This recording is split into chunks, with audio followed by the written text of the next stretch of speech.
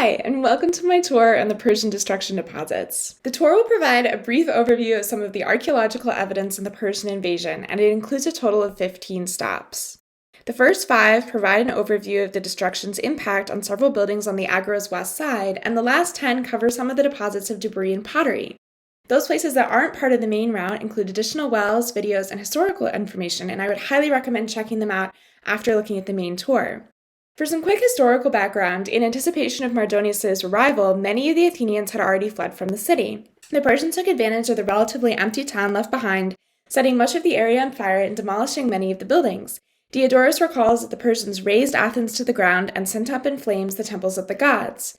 Mardonius's occupation of Athens marked a critical historical moment for the city. Many of the buildings, including the Parthenon, would not be entirely repaired for a generation afterward, leaving immense physical reminders of the initial Athenian defeat to stand in the Acropolis and the Agora for decades. A quick note here, at each of these stops, I'm going to pass over additional information that we don't have time for in the main tour. I would also highly recommend you come back and check these sections out, as well as the series of links and information at the end of each stop, which would be helpful if you wanted to dive into a specific topic. Our next stop is Building F. Nearly all of the buildings on the west side of the Agora were damaged during the Persian invasion. The Athenians rapidly rebuilt some of these structures, often prioritizing buildings that house essential activities, and others were rebuilt slowly or not at all.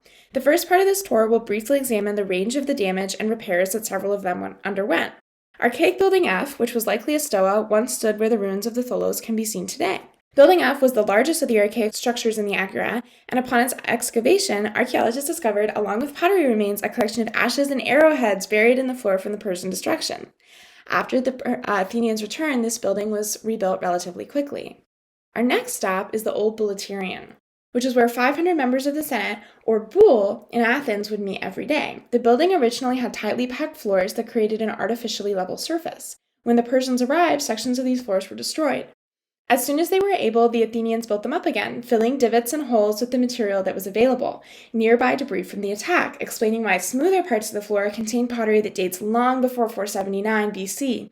But the rougher parts of the floors, those parts that needed to be repaired, had material dating to the Persian invasion.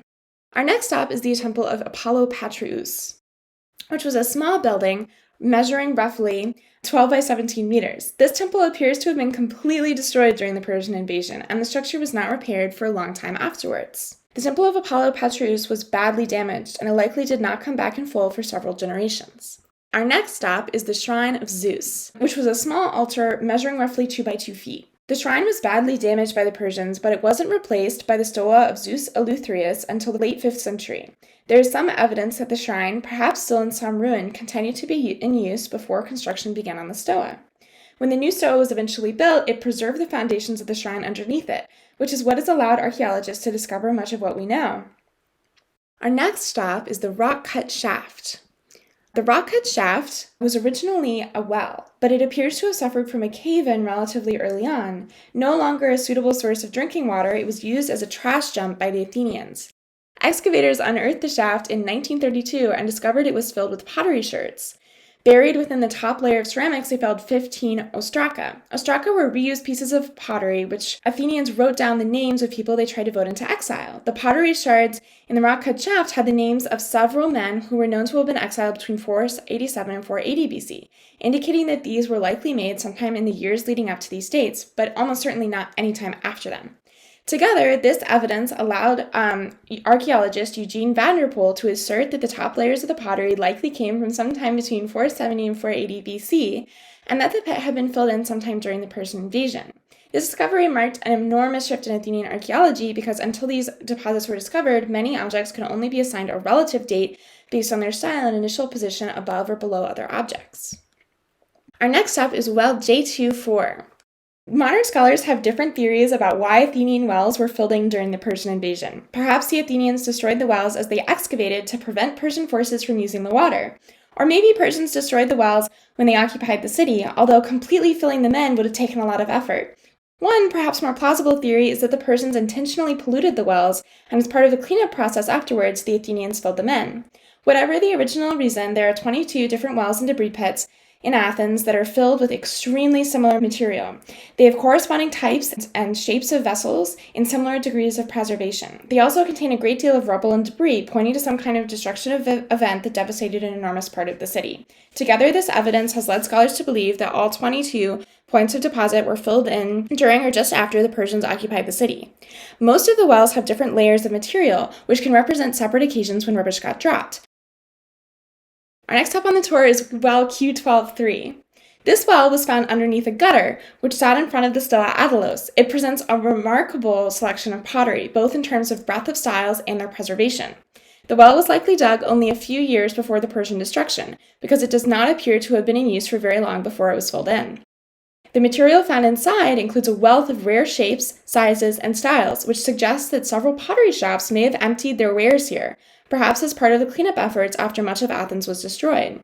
Due to the diversity of this deposit, the well offers a glimpse into how deeply interwoven different pottery warehouses were in the ancient world. Our next stop is well R12-4. This well was also discovered underneath the Stoa Adalos, and just underneath the stoa's foundations. Rather than fill this well to ground level with rock or debris, the builders simply put a large block over its mouth, effectively sealing it from the outside. Interestingly, unlike most of the other Persian destruction deposits, there wasn't a lot of variety in the shapes of ceramics found in the well. Nearly every piece was a water jug. Our next stop is going to be well M17-4. This well is interesting because the middle piece, which was found in this deposit, is a black figure skyphos, which shows 3 of the 4 most common colors used in black figure, which you can see are white, orange, and black. Our next stop is well F19-5. This well was never finished. It only ever reached a depth of about 3 meters before being abandoned and refilled with broken pottery and debris. For reference, several of the Persian destruction deposit wells reached a depth of almost 6 meters. Modern scholars believe that this hole was in fact intended as a well, though, because footholes were dug in the side.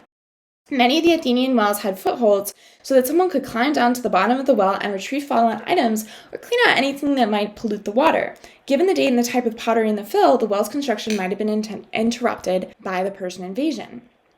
Our next well on the tour is well B19-10.